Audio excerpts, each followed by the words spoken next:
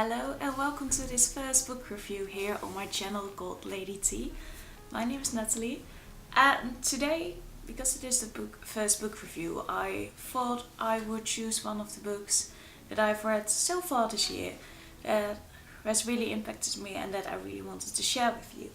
So the book I'm going to review today, if you haven't read the title, is going to be a book review of The Crucible from Arthur Miller. Well, I first heard about this story because I follow Richard Armitage on Twitter. I am a big fan of his, and especially after watching The Hobbit, which was the first time I was introduced to him. And when he starred in this play called The Crucible in America, I think it was, I was really intrigued by the story itself, but I didn't read it, though I have 2 copies on my bookshelves. So because I wanted to read 100 books this year, I thought that this was one of the books that I wanted to read. I really wanted to read this one, so I finally picked it up. And this is a book that for a very long time I did read books, but I didn't really get involved in them. And my cat is almost drinking my tea. Hello, Luas. They don't want to appear on screen apparently. But it has been a long time since a book grabbed me that much that I couldn't put it down and just read throughout the night. So that is what happened with this book. And the main thing that I really liked, what I loved about this book, was how incredible relatable the characters were to me. Even though it is a very different time period. Hello, Kodak, that was my dog. All the animals are going to make a big entrance today without showing up on screen.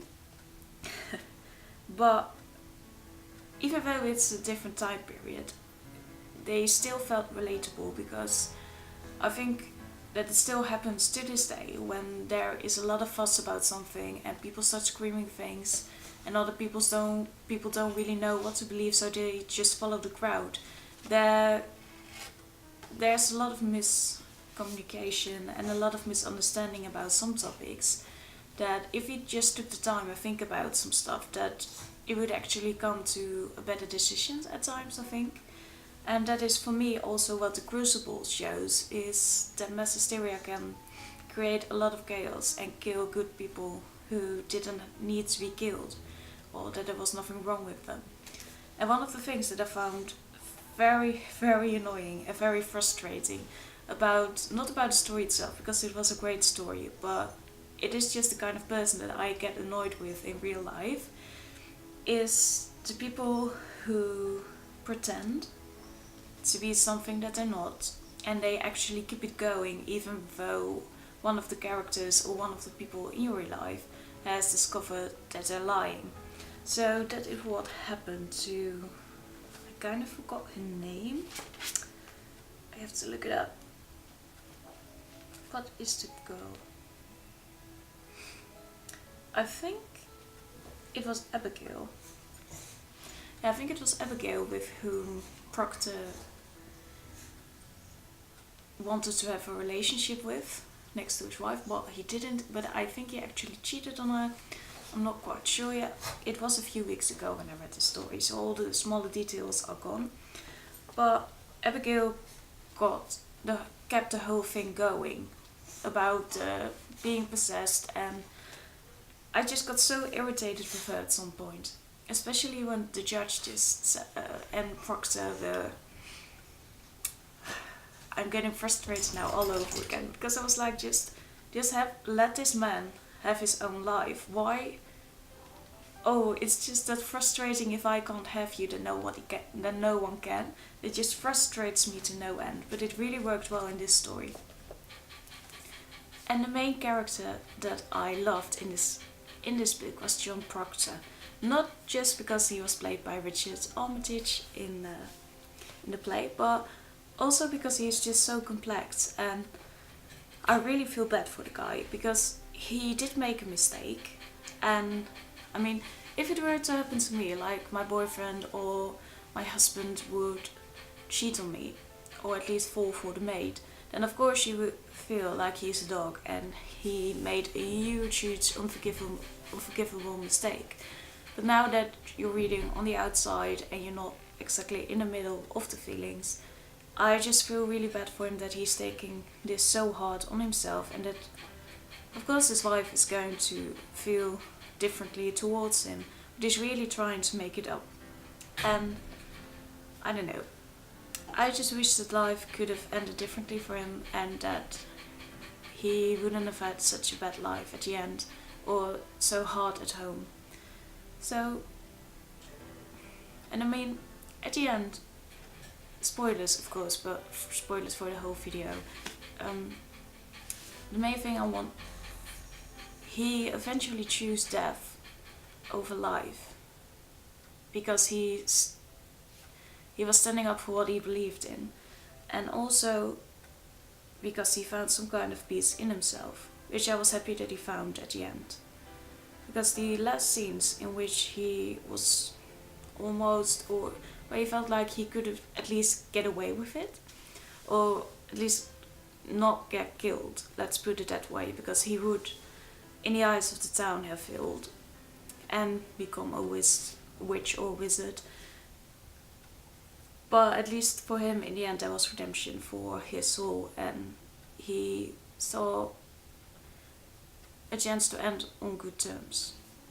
So I was really happy for him about that. So that is why I loved him, and he was my favorite character in this book. But it's just a frustrating situation to me. And what I noticed is that now I started this new study in my school about, I'm studying to become a philosophy of life teacher. I have to say it correctly. And one of the things that I'm noticing is that I tend to pick up more stories that have a religious tone to it. So that is quite fascinating to me.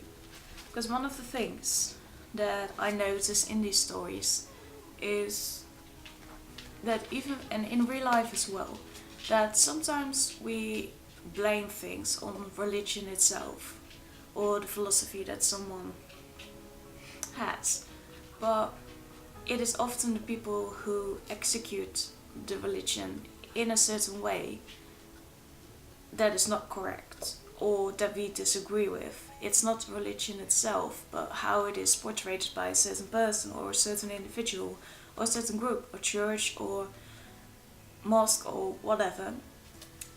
That is, I think, something really important that this story taught me as well.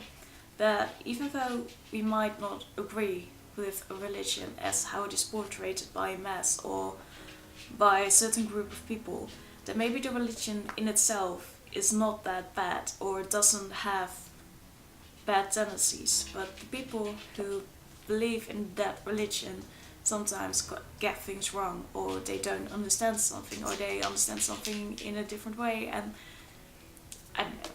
It is a very complicated thing, I think, religion. It can be. Hello, Coda. Yeah. Don't drink my tea. They all want to drink my tea today. It is just a normal herb tea. Yeah. He's sweet. But don't drink my tea. And now the neighbors are doing something upstairs. Sometimes I'm so scared of it. But yeah, that is my opinion about this book. It is a great book and I highly recommend that you read it. Like I said, I spent all night reading this book because I just couldn't put it down. And it is so amazing. I'm definitely going to reread it again. It is really an amazing book and you should read it. Even if you're not religious, I mean, the story itself is just very accessible, and it isn't a long story. I think it is only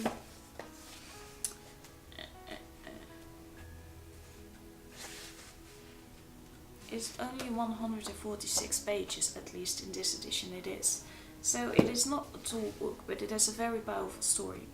So that was the book review for today. It is the first, actually. I wanted to start 2 weeks ago, but all things got in the way of filming, and I had read this book already and I wanted to review it, but I just didn't get to it. So that was the part of the excuses. I hope to see you this Sunday in another tea time video. I almost forgot. And this time the theme is going to be my favorite books that I've read so far, in which the Crucible is also of course going to show up. But I want to give a little update on the 100 books reading challenge that I'm doing this year. So I hope to see you then, and I hope you have a great day today. Goodbye!